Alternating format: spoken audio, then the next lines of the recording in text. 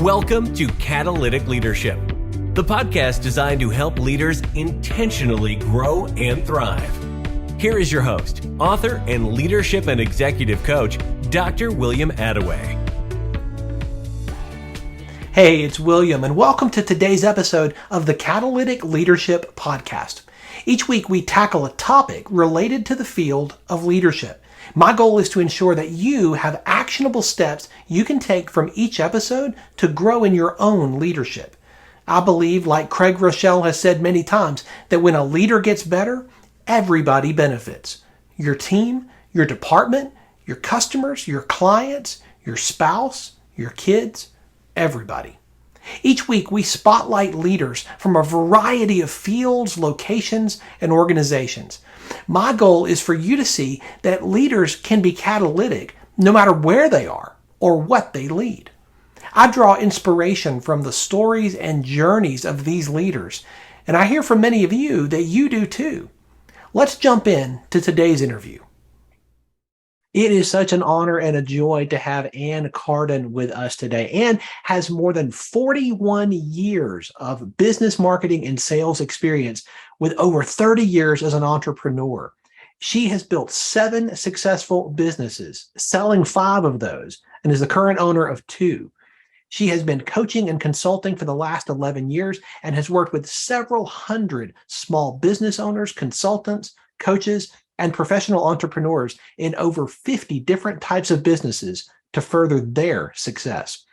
If that's not enough, Ann is also a 3-time published author for business marketing and success. And her latest book was a #1 international bestseller. She's been a public speaker for almost 40 years. And she's the host of her own podcast, Expert in You.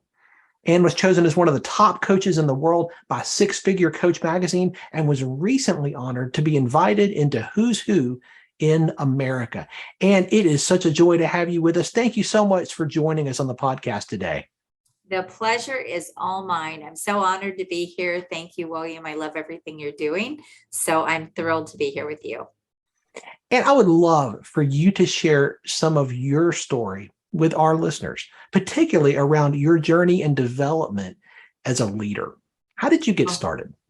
Oh my goodness. Well, I worked in retail management out of college. And so I've always really been in a leadership role. But actually, I think if we go back to when I was 6, I was a leader in my neighborhood. I ran craft classes in my basement and invited all the neighborhood kids, and I charged them. So that was my first. Awesome. First experience of leadership, I guess, and also entrepreneurship at the same time. But no, I think I have always been in some sort of a leadership role, even through school, through high school, student council, cheerleading.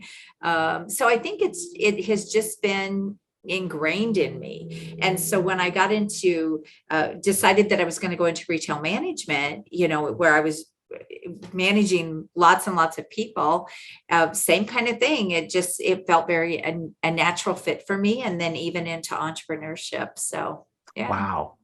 In all of that, how do you define leadership? I really define leadership as caring about other people, collaboration, and just really having a servant's heart. I feel like it's kind of like lead from the back.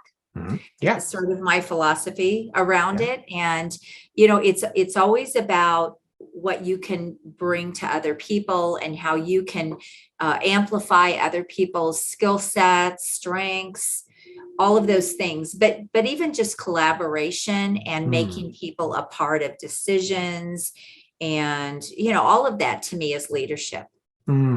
That's good. And I think it looks different in different places, in different contexts too. But that thread, that servant leadership, I love that because that runs no matter your context, wherever you are. Absolutely. Absolutely. So you've been in the coaching and consulting space for a little while now. What do you do? And who do you work with? Yeah, so I mainly work with coaches and consultants now and professional service entrepreneurs. Mhm, So they could be CPAs, financial advisors, people, and I do a few different things. So really, I'm a business growth mhm, consultant, and I'm a strategist, and so I really help people develop the plans and the strategies that they need and then implement mhm, those to really help them reach the goals that they have. But I do mhm, everything from really building out their business model, what they're going to mhm, sell, how they're going to sell it, and then I do help them with the marketing piece to bring in clients. I'm a believer in a high-end business, so not hustle and grind. A lot of people are mhm. out there doing the volume-based businesses, and that is not my expertise, nor do I want to do that. So I'm all about helping people really get those premium clients Mhm. in their business, and it doesn't matter what professional industry they're in. That's really my model. Mhm. And then helping them with the marketing piece, and then even being able to close sales authentically, serving. And I always say your sales conversation should be as simple as having coffee with a friend. I love the authentic piece too, because I Mhm. think so often we don't think of sales as being authentic. No, it's really serving. To me, sales is serving. When you do things in the Mm, right way, I always say yeah. when you're positioned right online, when your marketing's really dialed in, and you have a really strong sales process. Actually doing a live on this tomorrow, but when you have a really strong sales process, when you get into a sales conversation, they're almost pre-sold. It really is just a matter of they want to know how they can work with you, what that looks like. That's a very different sales conversation from Yeah. having to push people into something, or and so all of that is part of a sales process that I help people streamline, so that they can easily close sales and not have to feel like they're out of integrity or doing Mm, anything that just doesn't feel good or align to them. I'm mm. a believer that high end buyers are savvy and sophisticated anyway, so they're not going to ever be pushed into something, and it is the fastest way to turn them away. Mm. So that's all part of what I do. But then even helping people just scale into, whatever levels they want, build their team. I mean, I've built a lot of businesses, so that's all a piece of it. That it just really depends on what their goals are. I love that. Building so many businesses, I mean, 7 businesses, that's nothing to sneeze at. I imagine you might have made a mistake or two along the way. Just a guess, A right? lot of blood, sweat, and tears, let me tell you. Would you be willing to share a mistake or two that you have made building businesses that you would love to help other people avoid? Oh my goodness. Well, I could think of a lot of them, but I would say probably the biggest mistake that I made is not really learning business marketing and sales to the Hmm. degree that I needed to learn it. So many people, like I did, I started my businesses. My first one started because, I left my corporate career and I wanted to be a stay-at-home mom, and we were struggling financially. I could not squeeze another dime out of my husband's paycheck. Hmm. And my 4-year-old needed shoes, and I sat down and prayed for an answer. And that Hmm. was really the start of that.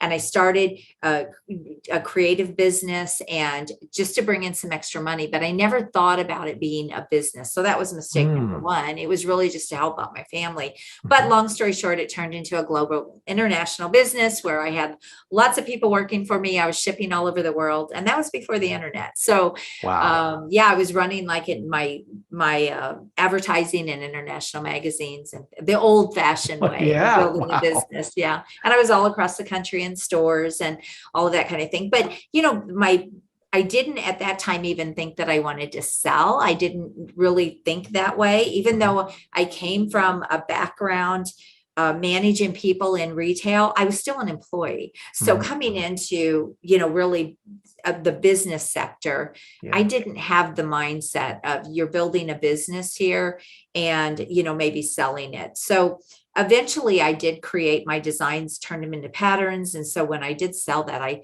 sold out to a pattern company. So I had an asset to sell. So that was the first thing. I sold all of my designs and everything. but even in my second business, I still really wasn't thinking about selling. It was like, okay, here's my next thing. This is where God's taking me, and this is my next thing, and I'm just going to do this. And so I think that's a long-winded answer, but I think what I'm really trying to say here is, when you develop a plan for where you want to go and what the vision is, you will not make as many mistakes, because I made a lot of mistakes along the way because I didn't have a clear direction of where I wanted to go. And when I got that clear direction, like as that business grew and it started building up, all of a sudden I started thinking, wow, I could sell this. This could be retirement. That was the first time I really started thinking about it that way. But I just think about all the decisions I made along the way that were not always the best. They turned out okay, but things could have been better. So, wow. Yeah. That's Does so that make helpful. sense? Yeah, totally. Make it so helpful. And I think a lot of people would resonate with that. So few people start with like, okay, this is what I'm going to do. This is how I'm going to do it. It's going to work just like this for the next 25, 30 years. Right.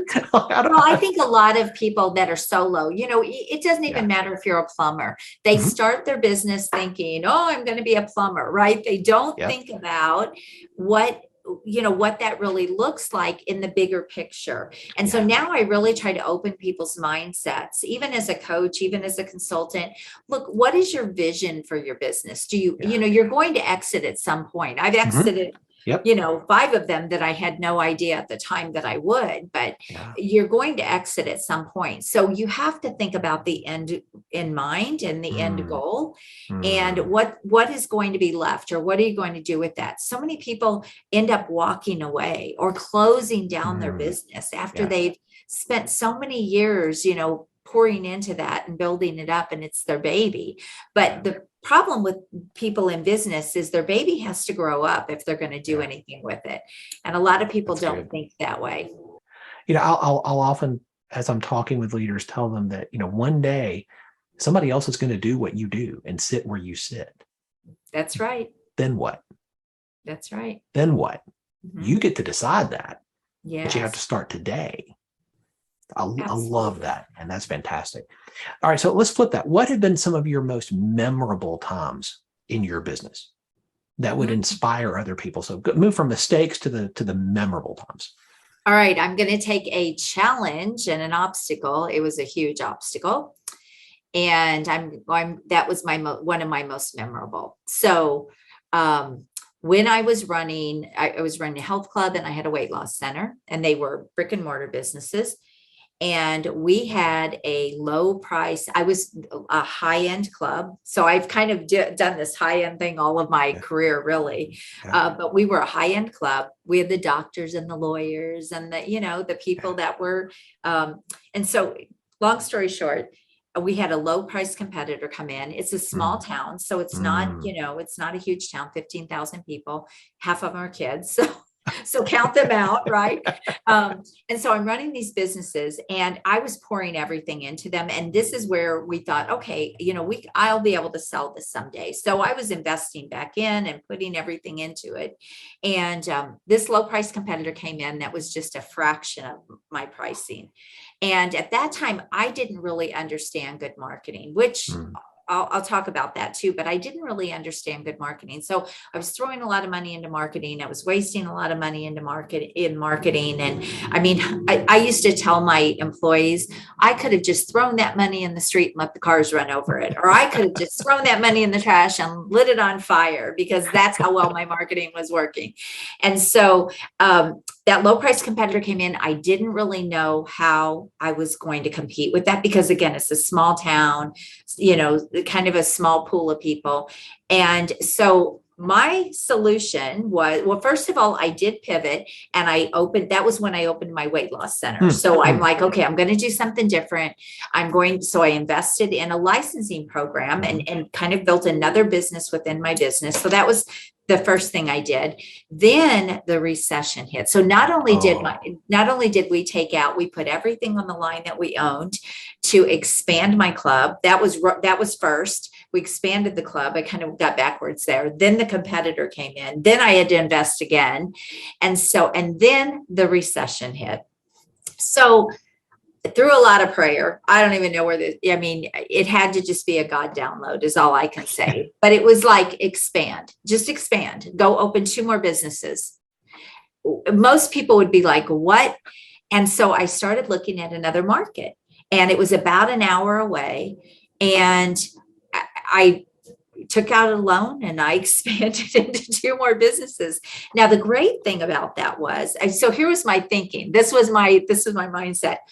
Okay, don't put all your eggs in one basket. If this isn't going to make the money it was, or be, then you've got to do something different. And so just, expand. Most people were shutting down. I was expanding.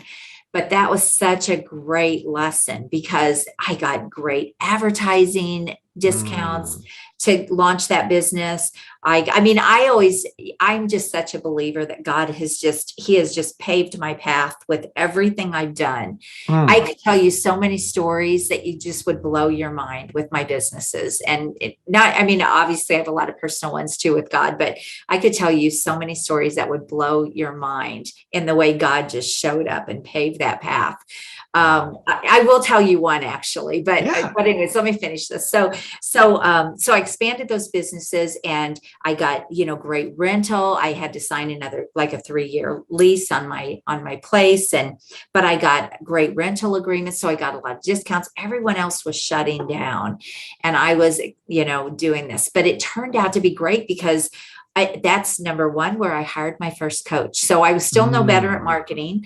And those 2 businesses were just breaking even. Like I was just paying the bills, and I was running back and forth between the 4 businesses. Now I had teams in place and I had employees, but I was still running back and forth. So after about a year, my husband said, something's got to give here.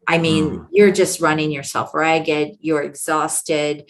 And once again, I was praying for an answer, and my first coach showed up. Wow. And I couldn't get that business. Again, it wasn't losing money, and I knew how to run a great business. And I was running a great business. I just couldn't get enough people through the door. Like I just didn't understand the marketing piece. If they came in, we were great at the sales. It was just generating leads. Yeah. And so it was at that point, I hired my first business coach, and she was a great marketer on top of being a great business coach. And she literally turned me around in 30 days and had set me apart in my industry. Wow. My business took off. I was, again, I was able to sell all of those, but that was actually why I became a coach.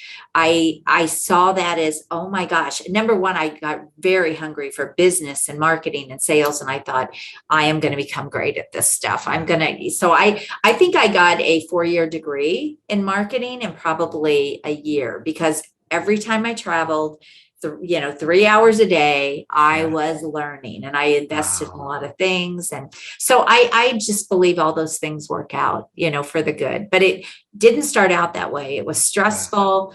Oh, I was ready to throw in the towel. I could just tell you a lot of tears. I could tell you a lot of stories.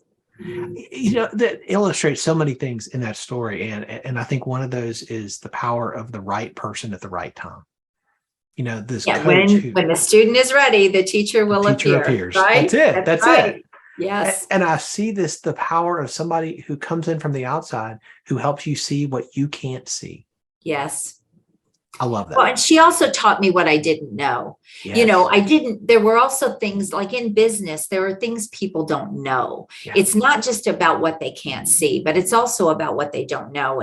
And so she just really opened up my whole world to the possibilities. And I knew she had a really successful business, and I had success, but not to the level she had. And it was like, she was just so easily able to see. Later, we became friends. I actually helped her launch a brand new business. And, because I was good at running businesses. I understood how to run a good business, but I didn't understand the marketing piece. And that was the thing that just really held us back. The other thing I didn't really understand, though, were systems. I learned a lot about systems from her. Yeah. So I always believe that everything turns out, for the good. because it brought me into the coaching space. Now, not immediately. I went on a quest to learn and really, really hone in my skills and get better.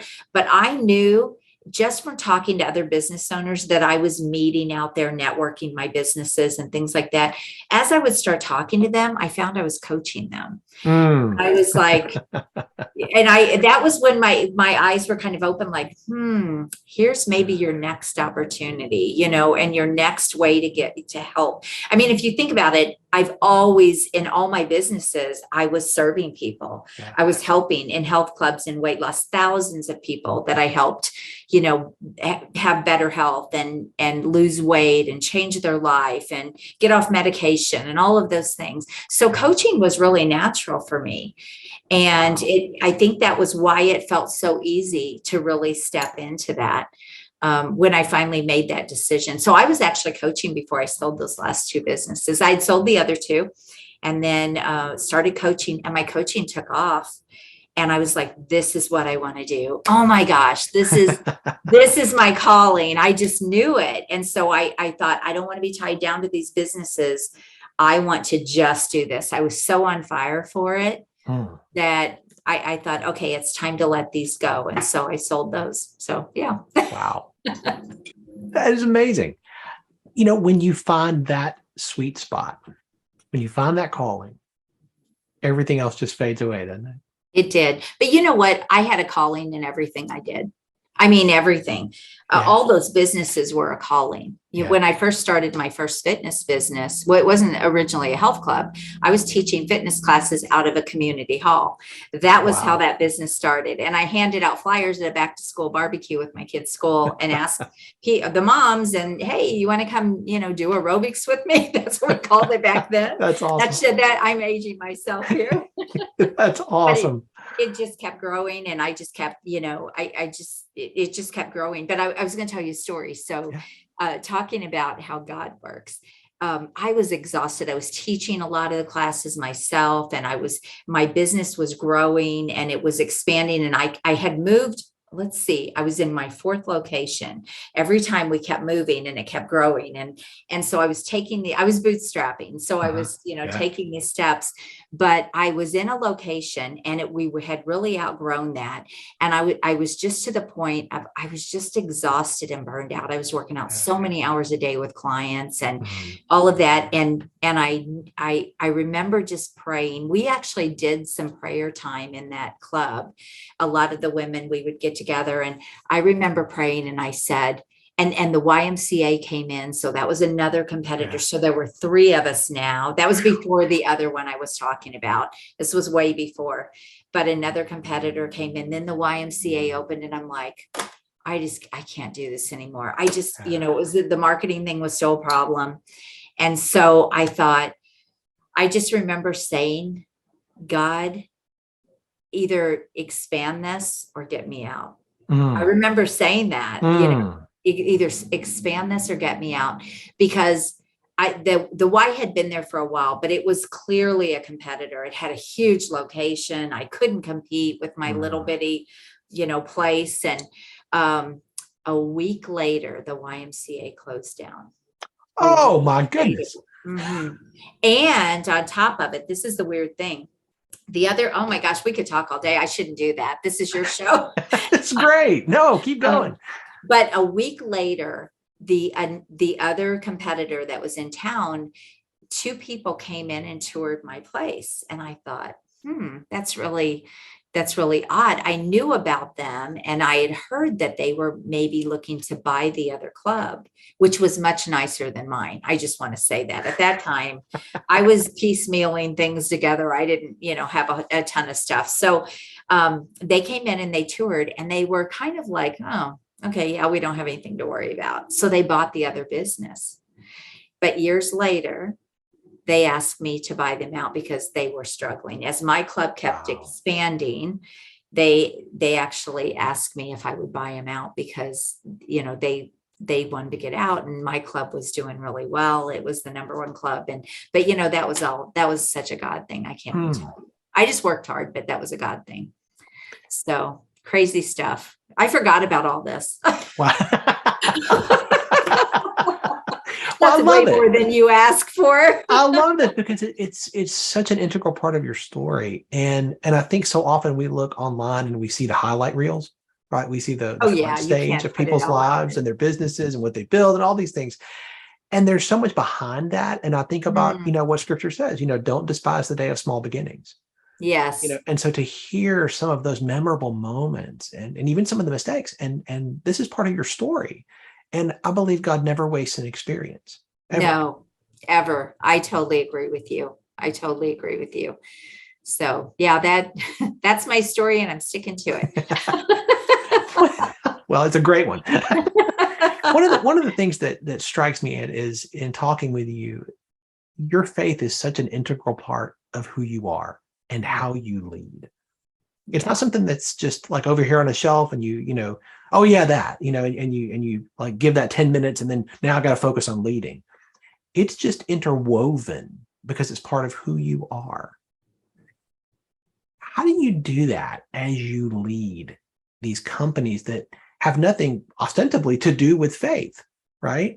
A health Right. club, an exercise club, as an author, as a speaker, a podcaster, so many as a coach. Obviously, these things don't have to have a faith component, but it's part of who you are. What does your leadership look like with that? Yeah, I think for me, it really gives me again, a servant's heart. And I feel like one of my strengths is how much I care about the people that I help and the people that come to me. And one thing that I have really learned to do through all of the trials and the challenges in business, and even in my life, I do this. God has just shown himself so many times. There's no way but to just have total trust. Yeah. Now, do I get off track? Heck yes. And I have to pull myself back and go, wait a minute, Ann, where's God in this, right? Yeah. But I have just learned to really take a step back and say, what do you want from me? And who do you want to bring me? And who am I supposed to work with? And how am I supposed to serve people? And, that just, I tell you what, it lightens the load. So for me, it's not an option. It's, I don't want to make it sound like I'm holier than thou or perfect or anything like that, because we all certainly struggle at times, right? We do get off track and we do get off course, but it's really interesting, William. I had a luxury retreat last week where my clients came. So I do this twice a year, and it's a business accelerator and marketing event. And I rent a mansion. We were in a celebrity mansion, and I bring in a chef, and I have everything brought in. A chef is in there cooking, and they stay. It's all inclusive. It's part of their program with me, and then we do fun things. So, but I pour into them. For 2 days, we're working on something to accelerate their business. This happened to be a marketing strategy that I was teaching them, but then we were implementing. So they got my unlimited coaching for that whole time I was working. And it was, there were 6 people. So it was intimate. And then we did some fun things like went zip lining and we took a dinner cruise. And so it's an experience where I get to just really show up for them and show them my appreciation for being a client of mine, but also helping them. And the really cool thing about that is I got to actually witness to someone and share the gospel, because people know I'm a believer, but I don't really put it out there so much. I'm talking about money a lot. So for a lot of people, they're like, you can't, you can't talk about money and have a faith too. But the thing is, that is exactly how I am able to bring my faith into it, because that was a conversation. I always pray, Lord, you'll open the doors. I know you will. Show me what to say. Show me how to walk. And he opened a conversation the very last morning of that retreat that just, it just shattered, it like overtook the whole entire, it was such a phenomenal 2 or 3 nights and 2 days. And that conversation was the thing that I went, that's why you had me there. Wow. I thought it was to help them with marketing. I thought it was to help with their business, right? And honestly, I know that is exactly why I was there with them, for that one reason. And here was the interesting thing. While I was having that conversation, it was early in the morning before we were leaving. We were to check out at 10 and it was like 7 a.m. and she and I were just sitting there and the chefs were cooking breakfast and I knew they were listening, but I had no idea about their faith or anything like that. And I thought, well, God's got them back there listening to this conversation. So that was pretty cool. But then interesting enough, when I got ready to leave, I got a thank you card from the chefs and it said, "God bless you so much." And I just thought, wow. I get emotional. I love that. Yeah. So that was why I was there. How God is using you, Ann. I love that. Catalytic in a whole different way. This was not going to be that kind of a conversation that I knew of. But I love it. Absolutely. And God sees what we don't see. And absolutely. In those divine appointments. And I love that. You're a 3-time published author, and your most recent book is an international bestseller. Tell us a little bit about that book and why you wrote it. Yeah. So my goodness. So yeah, another God-breathed thing. Yeah. So I wrote that book out of frustration with the coaching industry. I invested a lot when I came into this industry. I invested a lot of money. I paid, a lot of coaches, a lot of training programs, organizations, trying to kind of find my way in this industry. More money than I care to talk about. That's for another show. But I found frustration with the industry for a few reasons. I felt that I did okay, but I struggled. Like I knew how to build businesses, but I kind of struggled in this industry when I first started because I knew I could do so much more and I knew I was capable of doing so much more. But the way I was taught to build my business was like the 8-week thing, and so what happened, it was a very turn and burn business. And and then even a coaching organization that kind of sought me out and I joined them. Everything that they were teaching us about marketing, I was bringing in the wrong clients.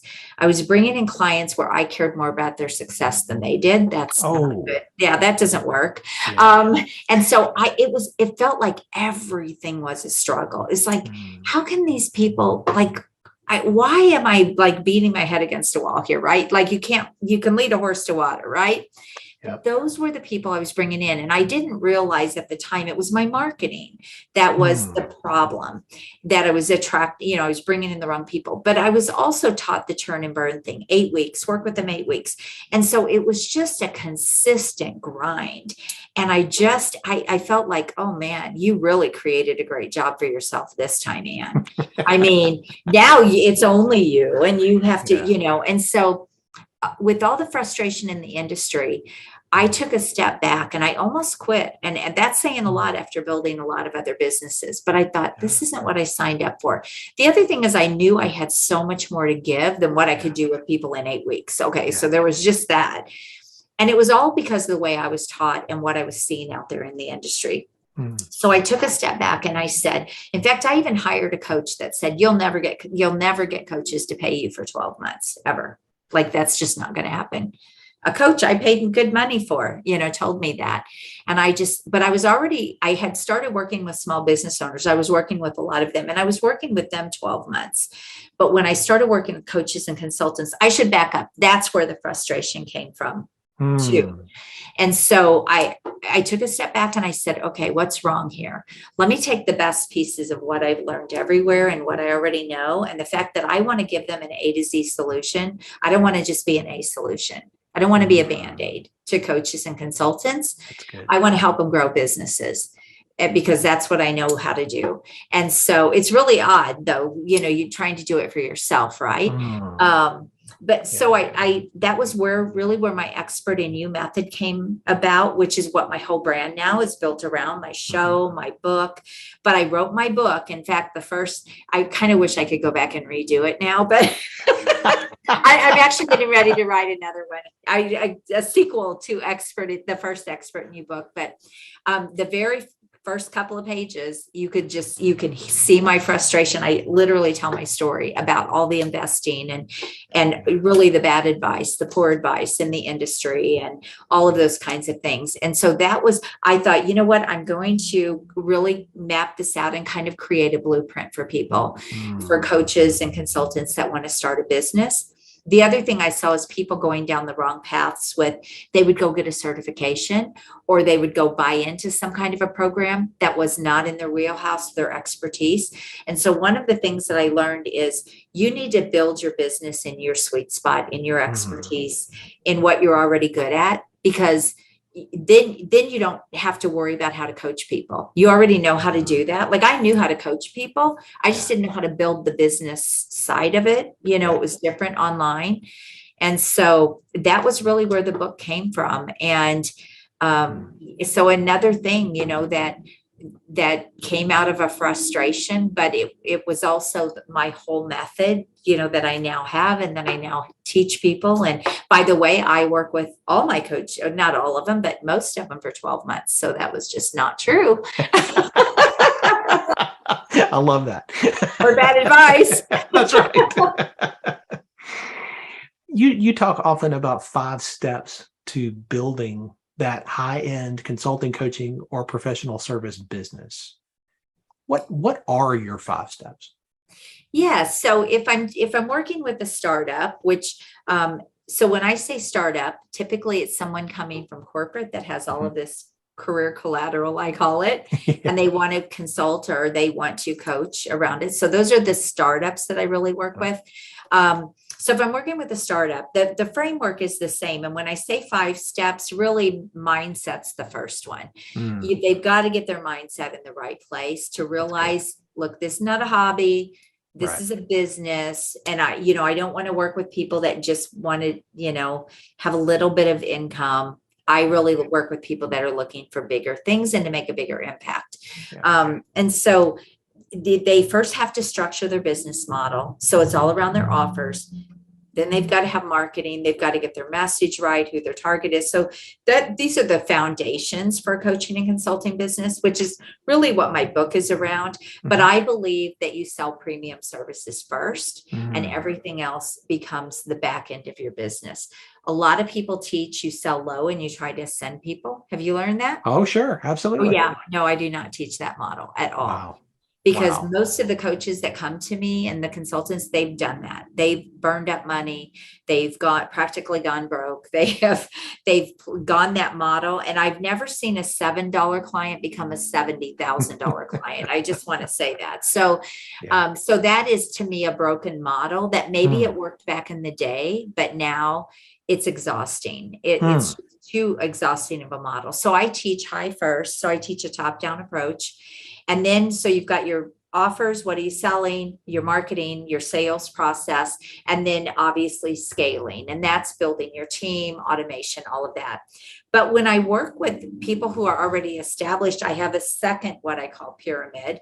And that is restructure your offers because they've been doing this, but they're ready to level up. So restructure your business model. Revamp your marketing, which was the video you just watched, restructure your sales process, and then rev up your revenue. So that's my process if people are already established and in business and they're ready to go to those into multiple 6 and 7 figures. So helpful and so practical. It's not like it's the cookies that you can't reach on the top shelf. Everybody can reach this. And it's steps. You have to do things in sequence. And that's what a lot of people don't understand and where they make a lot of mistakes in this industry trying to grow their business because they go out there and they just start marketing, but their message really isn't tight. It's really not dialed in, or they're really unclear about how they're going to sell their services and what they're going to sell. That is just across the board, or they've fallen into what I call the Russell Brunson value ladder method, where, start people out low and then ascend them up. I just never had luck with that model. It's such a small percentage of people that really ascend. And the thing I love about premium buyers is when you bring in a client at premium fees. And number one, you're getting paid for the value that you bring to the market, right? Not the value you have, not your value. A lot of people get that wrong too. You're way more valuable than anybody could pay you for. So I shift that language. I'm like, it's not about your value. It's about the value you bring to the market. And so when people come in high and they pay you good money to work with you, you now have cash flow to grow and to actually grow faster.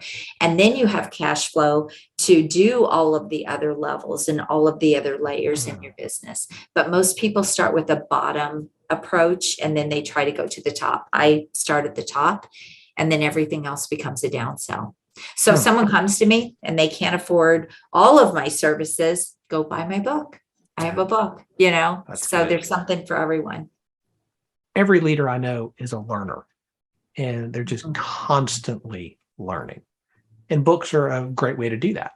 And you know that. You've written them, and I imagine you've read more than you can remember. What is a favorite book of yours that you would recommend that leaders read? Besides the Bible? Okay. Yeah.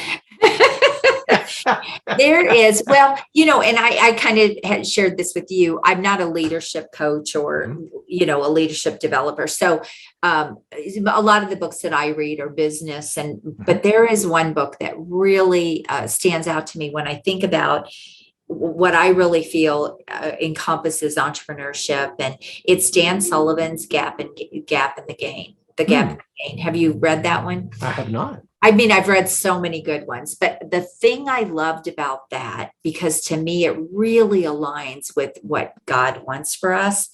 He talks about entrepreneurs are consistently focusing, and he's such a leader too. If you haven't followed him, he's really a leader, but he talks about entrepreneurs are consistently focused on the gain.